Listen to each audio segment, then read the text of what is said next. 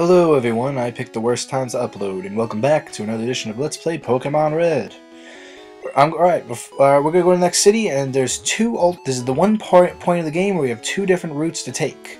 I'm gonna do the one you don't, if you don't want the experience, you only want to go down one path, the one you don't want to go down. Believe me, it's the most annoying thing ever. You do get a bit of a reward for it for now, you can go back to it, get a few more things, but for now, it's just a pain. We're finally going down this path of lavender that keeps staring me in the face this direction. But yeah, we're finally getting to battles, and as you can see from the levels of the enemies, I should have done this a long time ago. But I didn't. Yeah, this is going to go really fast. This is going to be a really fast speed-up session, people, because basically, I had to take an hour and a half worth of footage for this. Both these paths take a pretty good long time to get through. This is pretty much probably what Victory Road's gonna look like. I can't guarantee that. But yeah, you know. Basically, I just want to show you, there's this path down Lavender, but it's the first one we're going down first. And it's really interesting at this point of the game, because we haven't had a choice of how to get to the next city before. And what I like about Fuchsia is, finally, it's like, after all the time you went into, you got involved with Team Rocket, you finally have a point where you can just relax and just do what you wanted to do in the first place, get some badges. But anyway, I slowed down here because it's the fishing guru's brother. Say yes that you like fishing, and he will give you the super rod. Better than the old rod and the good rod. Basically, you can catch more types of fish. That pretty much means Goldeen. But anyway, fast forward again. I know there's some trees there. I don't have a cut on me right now, and I don't intend to go to those. I'm just saying right now, if this is a walkthrough or something, I would do it, but it's a Let's Play, I'm not going to bother. Just being honest. I just don't feel like you're getting a slave out right now. I just rather it's just me doing my thing, you know? It's my Pokemon adventure. Oh, yeah, you don't know. Yeah, you do. Yeah, you do. But yeah.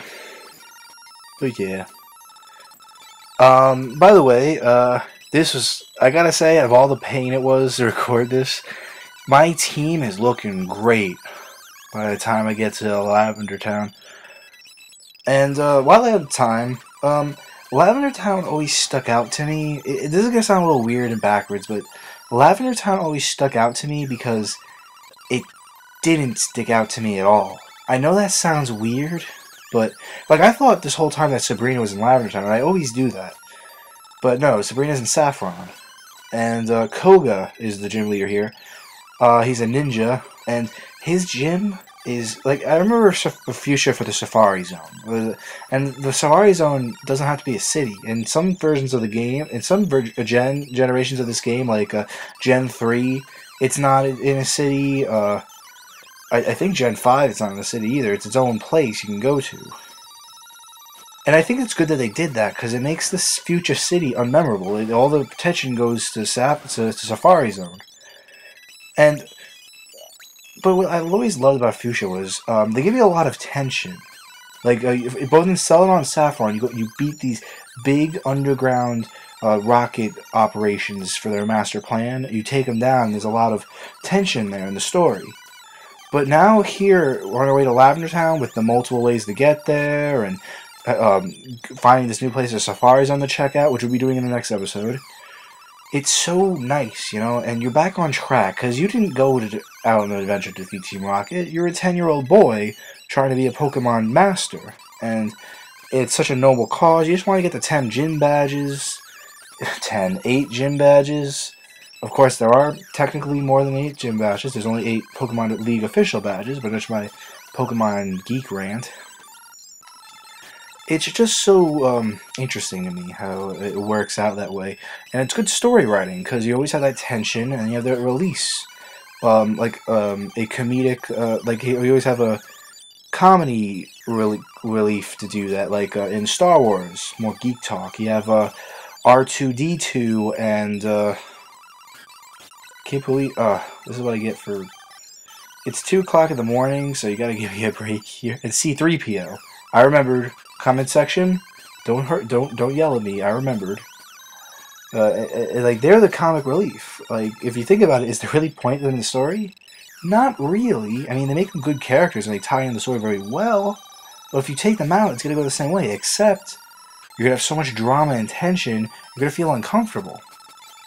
Same thing with the Fuchsia City. And Fuchsia City has a pretty challenging gym because it doesn't have a design type per se. It's because Koga focuses on a sleep and poison strategy. He has poison types, psychic types in his gym. He has ground types in his gym. It's crazy. And he has grass types in his gym too, so there's a lot to focus on. I didn't really know who to use, keep in front, so you're gonna see me swapping a lot. But you know, here I am talking about the future again. Yeah. So anyway, this route I'm taking. You're seeing a lot of battles. I'm walking around right now. It's longer. It's more aggravating. If you feel you're good on levels, like if you're around my level, like around level 34 or so, you'll be fine. As long as you have a good team, you'll be fine. Just, you want to pick the other route I'll be going through, because it's less of a pain. A lot, it'll do you good, believe me.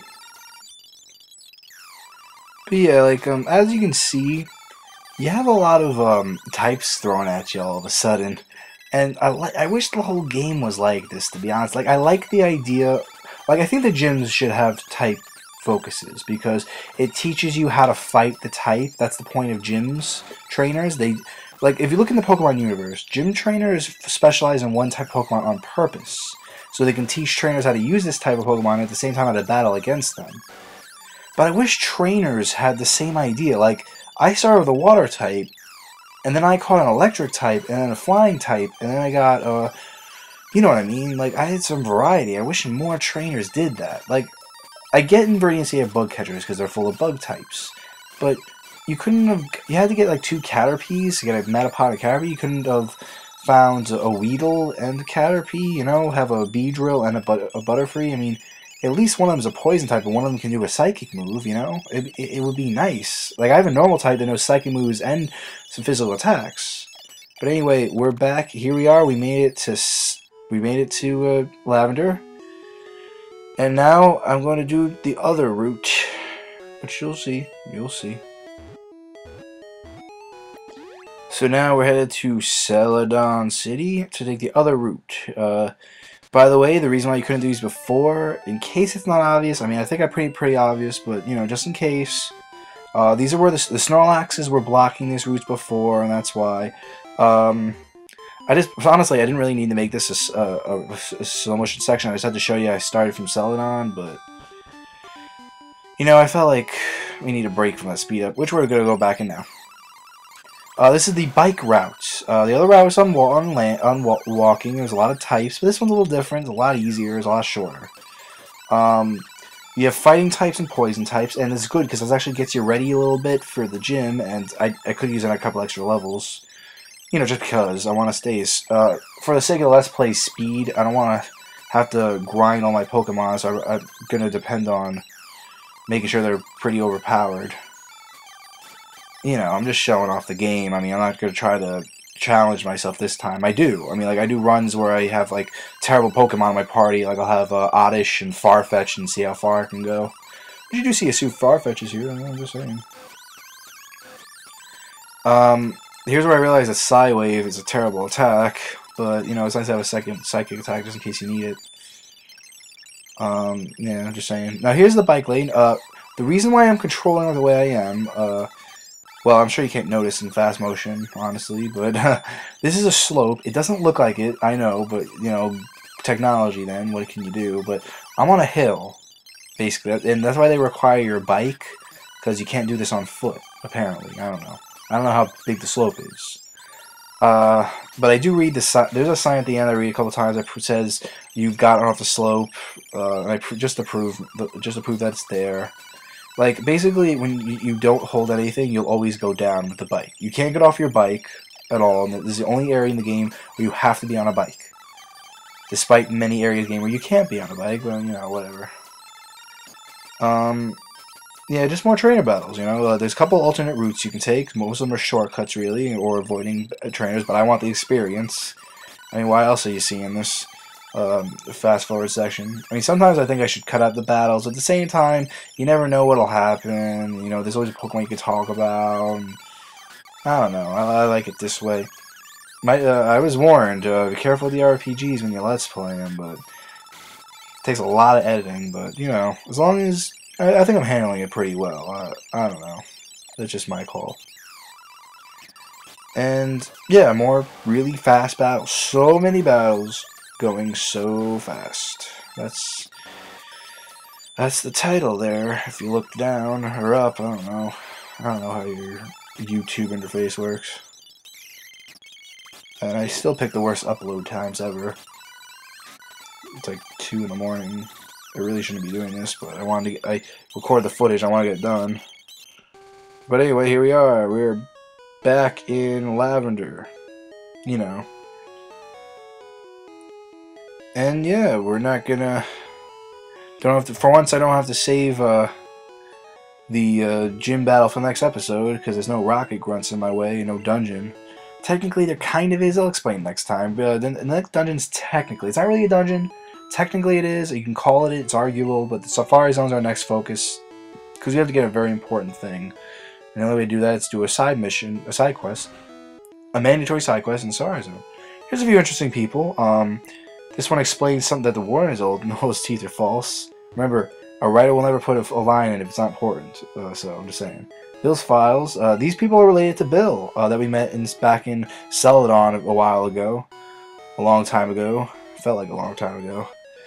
And yeah, I just thought I'd show that. It's pretty interesting. I guess Bill's from Fuchsia, you know. And we're going to head into the next gym. Speed up. Now the gimmick here is finally not annoying. Again, a lot of release from all this tension. The Celadon gym and the Sapphire gym have some annoying gimmicks to it. Well, puzzles, whatever, I don't care. This one has invisible walls. Now, let's say... Now, I'm just going to point this out. You can see them. You can clearly see the walls. They're a little dashes. You can't, like, if you look on the stripes on the floor, you can see them. Let's wait till I get it out. See? Wait, I have to go back to the Pokemon Center. It's going to be a little tricky to point out, but I'm sure you can see them if you really focus. Basically, they're smoothened up lines where the stripes are, and that's you can see the outline of the wall. See? See? You seen it? Those little outlines, those are the wall. So basically, you don't really... There's no point to this one. You just have to notice that there's where the walls are, and you're basically fighting trainers. It's easier, you know? And I like that after how complicated the last ones are. Gyms won't be that complicated anymore. This one's harder because of the type differences, and I really did have to switch Pokemon. Unlike other gyms in the past, where I had a star player, this one I used a few people. You know? And good for me. Good for me. Got me a couple of nice levels. Can't wait for Tom to learn a better move. He has the same set list since probably the beginning of the game for a long time, and I want to get him to learn more moves. But anyway, here's Koga.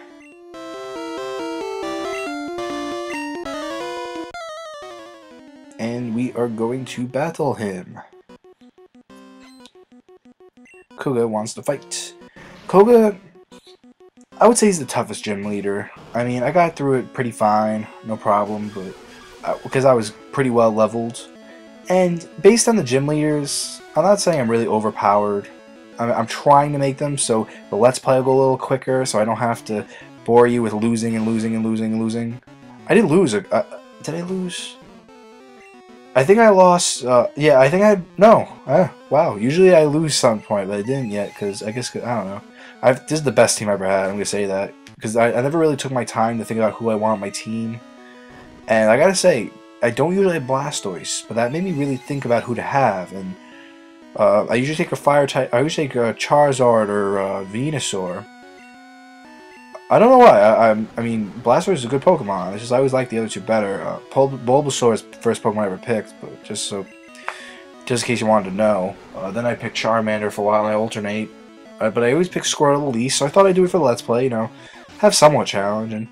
I liked it because it gave me more thought because I didn't take the normal Pokemon I take. I mean, I took some normals, like I have Snorlax. I always have Snorlax.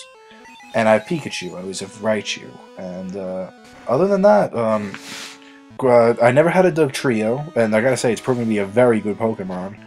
I always knew it was good, but wow, it's brought me through so much. And Flareon's doing great. I can't wait to learn more sophisticated fire moves. Yeah, you know, Psychic here is proving once again to be amazing. I can't believe I can actually have a Pokemon that does that. That isn't a weak Butterfree or something. But yeah, we got through this pretty fine because I have a good team. If I didn't have if I didn't have as much good Pokemon as I have, this would be very difficult because all the type differences. And Koga's an idiot. Why on earth did he do that? He self-destructed on one Pokemon and had 5 left. He should have tried to fight. I mean, Weezing has an amazing defense stat. The guy's dumb. Humph. You're proving your worth because I'm an idiot. Here, take the Soul Badge. Yeah. Now that you have the Soul Badge, this is a really cool effect. The defense of all your Pokemon increases. Thank you. That's awesome. And you can use Surf outside battle. Surf. Can't wait to get... I've been waiting for that move for a long time. Opens up a lot of new possibilities. I'll tell you that. And you give me a Technique over 400 years old. Toxic. This episode took a while, but you know, I'm glad I got it done, and you know, I think it turned out pretty well. And next time we're gonna look at the Safari Zone and take a little side quest for an important item. And I hate cliffhangers, so I'll just tell you, we're getting the move Surf out of this side quest, so we can head to the next city, Cinnabar Island. But also, I might want to make a couple of stops first to get some new things I couldn't get before. Anyway, thank you all so much for watching. I've been Billy, your video game analyzer. Have a good day, good night whenever you're watching this, and I'll see you next time.